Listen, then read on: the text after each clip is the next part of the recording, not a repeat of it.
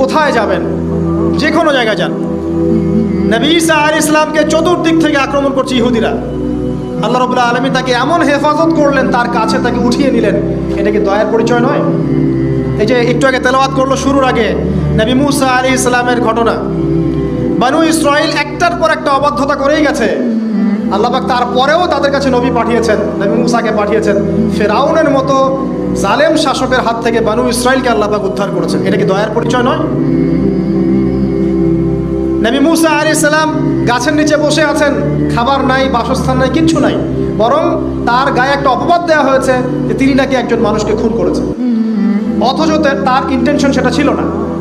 তিনি একটা ঘুষি দিয়েছেন লড়াই থামানোর জন্য, ওই এক ঘুষিতেই সেই ব্যক্তি ডেড। এবার তিনি গাছের নিচে বসে দোয়া করছেন, রব্বি ইন্নী লিমা আনজালতা ইলাইয়া মিন খায়রিন ফাকির। আল্লাহ, আমি নিঃস্ব অসহায় হয়ে এখানে বসে আছি, তুমি আমার উপর তোমার যে রহমত পাঠাবে আমি তার ভিখারি হয়ে বসে আছি। দোয়া করার সাথে সাথেই ওই শুআয়ব আলাইহিস সালামের মেয়ে হেঁটে হেঁটে চলে আসলো। তিনি স্ত্রী পেলেন, তিনি শ্বশুর পেলেন, একজন নবী পরিবার পেলেন, বাসস্থান পেলেন, চাকরি পর্যন্ত পেলেন। 8 বছর তিনি রাখালি করেছেন শুআয়ব আলাইহিস সালামের ফার্মের মতো। দয়া মুহূর্তেই চলে আসবে, শুধু আল্লাহর দিকে অভিমুখী হলেই হয়, এগুলো দয়া। আইয়ুব আলাইহিস সালামের কথা মনে আছে না? দীর্ঘদিন রোগে